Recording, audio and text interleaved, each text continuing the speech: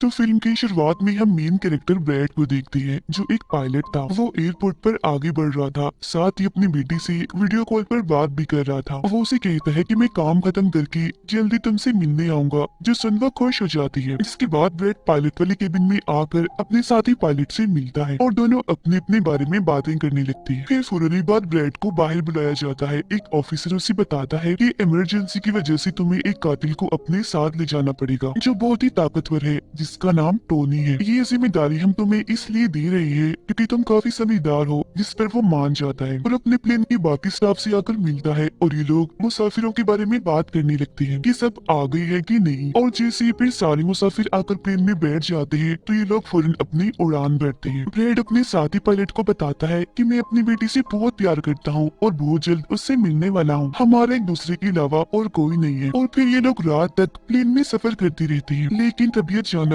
मौसम बिगड़ने लगता है, जिस वजह से ब्रैड परेशान नजर आता है क्योंकि उसे कुछ ठीक नहीं लग रहा था। वो सभी मुसाफिरों को सीट बेल्ट बांधने के लिए कहता है। रेडियो के जरिए वो अपने सेंटर से बात करने की कोशिश भी करता है, पर उसकी बात नहीं हो पाती क्योंकि आहिस्ता आहिस्ता यहाँ के सारे रेडियोस काम करना बंद कर देते हैं। अब तभी अचानक बिजली का तेज झटका प्लेन से आकर लगता है, जिस वजह से प्लेन हिलने लगता है। ब्रैड को फिक्र होने लगी थी, इसीलिए जब वो सारे मुसाफिरों को देखने जाता है तो उसे सुकून की सांस आती है क्योंकि सब मुसाफिर ठीक थे। पर यहाँ अब धीरे धीरे करके लाइट बंद होती जा रही थी, जिस बीच एक बार फिर प्लेन को झटका लगता है, जिससे ब्रैड गिर जाता है और उसकी माथे पर चोट लग जाती है। इस सारे सूरत हाल की वजह से सारे ही मुसाफिरों की हालत खराब होने लगी थी। ब्रैड वापस केबिन में आकर अपने साथी के साथ मिलकर प्लेन को संभालने में लग जाता है। काफी मुश्किल टाइम था उनके लिए क्योंकि एक तो रेडियो काम नहीं कर रही थी, ऊपर से स्क्रीन पर भी उन्हें आगे का कुछ भी दिखाई नहीं दे रहा था। तब ब्रैड कहता है कि हमें प्लेन को नीचे लाना होगा क्योंकि अगर एक और झटका लगा तो प्लेन तबाह हो जाएगा। तो फौरन ये लोग प्लेन नीचे लेने लगती है। सारे मुसाफिर डरे हुए थे। एक औरत फिर अपनी सीट बेल्ट खोल देती है। उसे देखकर टोनी का ऑफिसर भी ऐसा ही करता है। प्लेन क्योंकि नीचे की तरफ जा रहा था तो ऊपर वाली साइड से वो जोर से टकराती है, इतनी जोर से कि फौरन ही उनकी मौत हो जाती है। अचानक तेजी से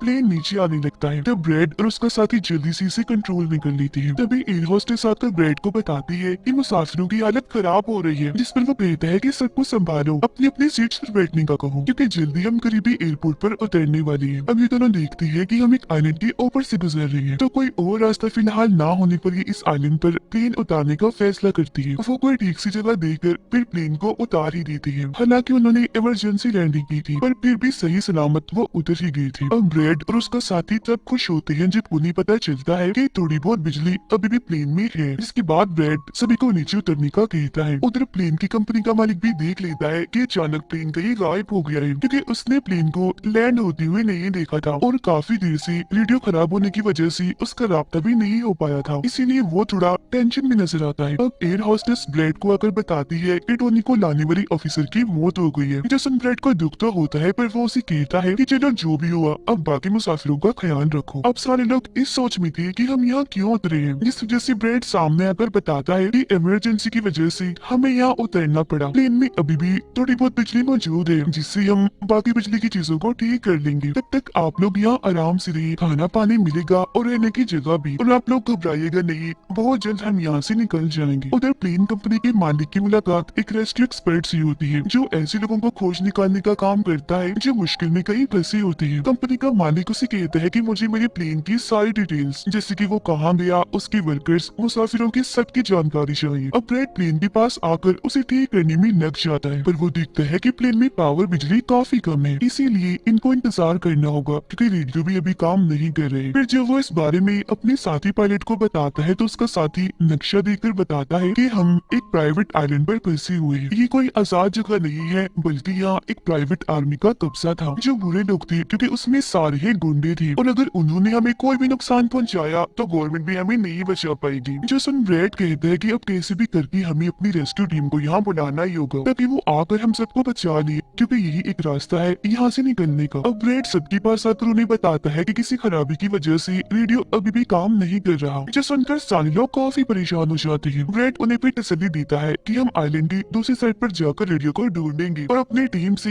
रेस्क्यू टीम को यहाँ भेजने के लिए कहेंगे, जो आकर आप सबको बचा लेगी और मेरे साथ टोनी जाएगा। ये कहकर वो टोनी की हथकड़ी खोल देता है और ये लोग आगे बढ़ जाते हैं। अब हम प्राइवेट आर्मी यानी जो बुरे लोग थे उनके हेड को देखते हैं, जिसके पास एक आदमी आकर बताता है कि यहाँ आइलैंड पर एक प्लेन आकर रुका है इमरजेंसी की वजह से, और उसके अंदर बहुत सारे लोग हैं जो अलग अलग मुल्कों से हैं। जो सुनकर प्राइवेट आर्मी का हेड उसे पैसे देता है इस जानकारी की, और फौरन अपनी टीम को तैयार होने का कहता है, क्योंकि शायद ये लोग उन्हें लौटने के इरादे से जाने वाले थे। आइलैंड के जंगल में ब्रैड और टोनी आगे बढ़ रहे होते हैं। टोनी ब्रैड से पूछता है कि तुमने मुझे आजाद क्यों किया और अब कहाँ लेकर जा रहे हो? तब ब्रैड उसे कहता है, क्योंकि मैं तुम्हारी वजह से सबको खतरे में नहीं डाल सकता, और यह एक खतरनाक प्राइवेट आर्मी है जिसका मेरे साथ मिलकर तुम्हें सामना करना है। और वो फिर और भी बहुत सारे सवाल ब्रैड से करता है, और फिर अचानक ही चुप हो जाता है। तो जब ब्रैड पीछे मुड़कर देखता है तो टोनी वहाँ नहीं था, वो गायब हो गया था। उधर रेस्क्यू एक्सपर्ट प्लेन की जानकारी निकालने में लग जाता है। एक वीडियो में वो ब्रैड को देखता है जब झगड़ते हुए मुसाफिर से लड़कर उसे काफी मारता है। अब उसकी लड़ने की मारते देखकर रेस्क्यू एक्सपर्ट काफी खुश हो गया था, जिसके बाद वो एक प्राइवेट कंपनी के लीडर से बात करता है। कहता है कि आप लोग तैयार रहिए, कभी भी आपकी जरूरत हमें पड़ सकती है, जिस पर वो हाँ बोलता है। जंगल में आगे बढ़ते हुए ब्रैड एक खाली पड़ी फैक्ट्री में जाता है, जहाँ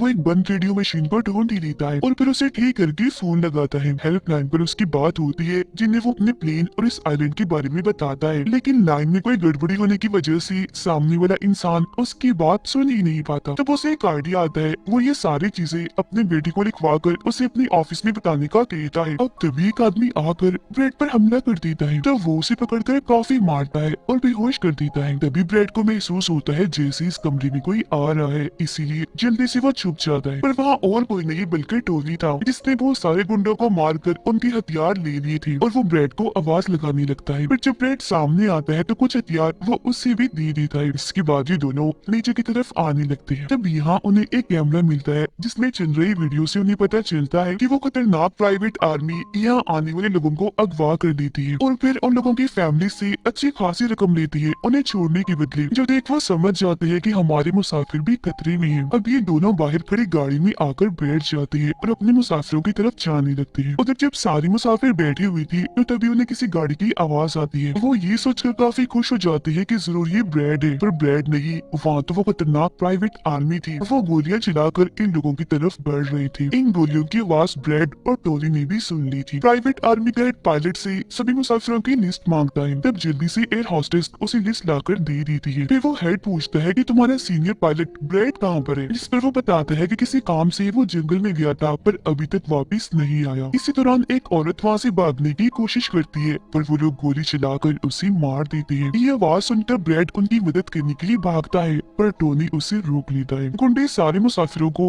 बस में बिठाने लगते हैं, क्योंकि वो इन्हें अपने साथ ले जा रहे थे बंदी बनाकर। उनका लीडर अपने दो साथियों को कहता है कि प्लेन में जाओ और सारा जरूरी कीमती सामान ले आओ, जिसके बाद खुद वो सारे मुसाफिरों को लेकर यहाँ से निकल जाता है। तब ब्रैड टोनी पर गुस्सा करने लगता है कि वो हमारे लोगों को ले गए और तुमने मुझे जाने ही नहीं दिया, जिस पर टोनी उसे समझाता है कि वो काफी बड़ी आर्मी थी, खतरनाक लोग है वो, अगर तुम चली भी जाती तो इतनी बड़ी आर्मी से अकेले नहीं लड़ पाती। फिर अब ये दोनों दुखी तो थे पर आगे बढ़ जाते हैं और उन दोनों गुंडों को पकड़ लेती है जो प्लेन से कीमती सामान ले रही थी। ब्रैड गन पॉइंट पर उनसे पूछता है कि मुसाफिरों को लेकर कहाँ गया होगा तुम्हारा है, जिस पर वो बताता है कि यहाँ एक खाली फैक्ट्री है, वहीं गए होंगे वो लोग। अब रेस्क्यू एक्सपर्ट को ब्रैड की बेटी से उधर की सारी सूरत हाल का पता चल गया था, यानी कि उनका प्लेन वहाँ एक आइलैंड पर फंसा हुआ है और साथ ही वहाँ एक काफी खतरनाक प्राइवेट आर्मी भी है। वो इस बारे में प्लेन कंपनी के मालिक को बताता है, जिस पर वो कहता है कि फौरन अपनी प्राइवेट टीम और रेस्क्यू टीम को भेजो। फिर ये लोग जैसे तैसे करके उस आइलैंड और उनके प्लेन को ढूंढ लेते हैं। जब इनके बीच फैसला होता है कि प्राइवेट टीम का लीडर सबसे पहले वहाँ जाएगा अपनी टीम के साथ। उधर एक गाड़ी के जरिए ब्रैड और टोनी फैक्ट्री की तरफ जा रही थी, जिसके पास पहुंचकर ये चुपके से अंदर घुस जाती है, जहाँ वो सारे गुंडे मुसाफिरों की वीडियोस बना रही थी, ये दिखाने के लिए कि कौन सा मुसाफिर किस मुल्क से है। अब प्राइवेट टीम भी प्लेन के पास पहुंच जाती है, पर इन्हें जब वहाँ कोई नहीं दिखता तो टीम का लीडर प्लेन के अंदर जाकर चेक करता है, जहाँ दो लोगों की लाशें थी। इसके अलावा वहाँ ब्रैड का छुड़ा हुआ मैसेज भी मिल जाता है, जो कि उस फैक्ट्री तक आने का रास्ता था। फैक्ट्री में दोनों छुपकर उन गुंडों पर नजर रख रही थी, जिनमें से दो गुंडों को वो पीछे से आकर पकड़ लेते हैं और मुंह बंद करके उनका दम घोट देते हैं, जिससे उनकी मौत हो जाती है। फिर ये खुफिया दरवाजे से आगे बढ़ती है और एक कमरे के बाहर जा पहुंचती है। उस कमरे के अंदर ही सारे मुसाफिरों को कैद किया हुआ था। वहाँ बहुत सारे गार्ड्स खड़े हुए थे जिन्हें देखकर टोनी को काफी गुस्सा आ जाता है, इसीलिए वो वहाँ पड़ा हथौड़ा उठाकर एक एक करके सभी को मारता जाता है। फिर ब्रैड एक गुंडे से चाबी लेकर उन मुसाफिरों को कमरे से आजाद कर देता है। वो फिर सबको कहता है कि जल्द से जल्द प्लेन के पास पहुंचो, क्योंकि रेडियो के जरिए उन्हें मदद मंगवाई है, रेस्क्यू टीम आती ही होगी। जिसके बाद वो सब लोगों को बस में बिठाता है। तभी टोनी उसके पास आकर बताता है कि वहाँ बाहर बहुत सारे गुंडे खड़े हुए हैं, तो हम यहाँ से नहीं निकल सकते। वो जब फिर मुसाफिरों को परेशान देखता है तो कहता है कि मैं मुसाफिरों का ध्यान भटकाऊंगा, जबकि टोनी तुम सभी मुसाफिरों को यहाँ से ले जाना। जो कहकर ब्रैड वहाँ से निकलकर गुंडों के पास आता है, उनके हेड से बात करता है कि मेरी टीम यहाँ आ रही है, इसीलिए तुम मेरे मुसाफिरों को छोड़ दो। अब तभी गुंडे आकर उसे मारने लगते हैं और उनका हेड कहता है कि ऐसे कैसे छोड़ दूं, पैसों के बगैर मैं किसी को नहीं छोड़ता। जिसके बाद अब वो गोली से जैसे ब्रैड को मारने वाला होता है कि तभी प्राइवेट टीम यहाँ आकर उन पर हमला कर देती है। वो काफी गोलीबारी करती है, जिसमें बहुत सारे गुंडे मारे जाते हैं। जिसके बाद वो ब्रैड को लेकर यहाँ से जाने लगते हैं, बस में बैठकर निकल जाते हैं। गुंडों का लीडर देखता है कि बाकी गुंडों के साथ साथ मेरा भाई भी मारा गया है, तो उसे काफी गुस्सा आता है। इसीलिए वो अपनी टीम को कहता है कि जल्दी करो, तैयारी पकड़ो और हाँ, किसी को भी मत छोड़ना, एक एक को चुन चुन कर मार देना। गाड़ी में ब्रैड उस प्राइवेट टीम से बात करने लगता है। तब उनका हेड उसे बताता है कि हम छोटी सी प्राइवेट टीम है जो बस तुम्हें यहाँ बचाने की मिशन में आई है, क्योंकि हम कोई रेस्क्यू टीम नहीं है, उन्हें आने में तो अभी और भी वक्त है। जो सुन ब्रैड घबरा तो जाता है पर कहता है कि कोई बात नहीं, मेरे पास एक आइडिया है। इसके बाद ये लोग भी प्लेन के पास आ जाते हैं, जहाँ सारे मुसाफिरों को टोनी पहले ही ला चुका होता है। ब्रैड फिर अपने लोगों को कहता है कि एक प्राइवेट टीम हमारी मदद करने यहाँ आ गई है और अब उनकी मदद से हम प्लेन को चला लेंगे और फौरन यहाँ से निकल जाएंगे। तो अब सब लोग जल्दी से प्लेन में बैठ जाएं, क्योंकि हम रेस्क्यू टीम का इंतजार नहीं कर सकते, उन्हें आने में वक्त है और अगर हम यहाँ रुके तो उस खतरनाक आदमी के हाथों मारे जाएंगे। जो सुनकर सारे लोग प्लेन में बैठ जाते हैं, जबकि ब्रैड प्राइवेट टीम के लीडर के साथ मिलकर प्लेन को ठीक करने में लग जाता है। जहाँ तभी वो गुंडे आकर इन पर हमला कर देती है, जिनको देखकर प्राइवेट टीम उन्हें रोकने में लग जाती है और यहाँ दोनों तरफ से ही काफी गोलीबारी होती है। पर इस टीम के पास काफी अच्छी गन्स थी, तो वो बहुत सारे गुंडों को मार गिराती है। ब्रैड टीम के लीडर को बताता है कि मैं अगले 5 मिनट में प्लेन को स्टार्ट कर दूंगा, मतलब कि चला दूंगा, जिसके बाद हम सब लोग उड़ान भरेंगे। फिर वो टोनी का शुक्रिया भी अदा करता है कि तुमने मेरा इतना साथ दिया। फिर ब्रैड गोलियों के बीच से ही होता हुआ अंदर आकर बैठ जाता है और अपने साथी पायलट के साथ मिलकर प्लेन चलाने लगता है। टोनी की गोलियां खत्म हो गई थी और जब वो प्राइवेट टीम का बैग चेक करता है तो उसे वहाँ पैसों से भरा हुआ एक बैग मिलता है, पर फिलहाल पैसों को ऐसे ही छोड़कर दूसरे बैग से गन लेकर दोबारा गुंडों से लड़ने लगता है। जहाँ तब तक ब्रैड भी पूरे प्लेन को घुमा भी चुका होता है। फिर वो प्राइवेट टीम भी प्लेन में चढ़ने लगती है। ब्रैड को प्लेन कंपनी का मालिक बताता है कि मैं तुम्हें कोई महफूज जगह बता दूंगा जहाँ तुम जा सकते हो। सभी लोग तो प्लेन में चढ़ जाते हैं पर टोनी नहीं चढ़ता। वो पैसों से भरा बैग लेकर वहाँ से भागने लगता है। तब उसे जाता हुआ देखकर प्राइवेट आर्मी उनके प्लेन पर हमला कर देती है। उनका हेड प्लेन के सामने रॉकेट लॉन्चर लाकर उन्हें एक ही झटके में उड़ाने का सोच रहा था, लेकिन उसे टोनी देख चुका था। वो उसे गोली मारकर गिरा देता है, ऐसा करने से रोक लेता है। ये देखकर ब्रैड को बहुत खुशी होती है, जिसके बाद वो अपनी पूरी ताकत लगाकर प्लेन उड़ाने में कामयाब हो ही जाता है। इस वजह से टोनी भी खुश था और वो भी फिर वहाँ से चला जाता है। ब्रैड प्लेन को आइलैंड से दूर ले जाता है, जबकि प्लेन का मालिक उसे एयरपोर्ट का बताता है जहाँ ये लोग जा सकते थे, जो काफी करीब था। तब ब्रैड उस तरफ प्लेन ले जाने लगता है, पर एक बार फिर प्लेन तबाह होने लगता है। इसलिए ब्रैड दोबारा से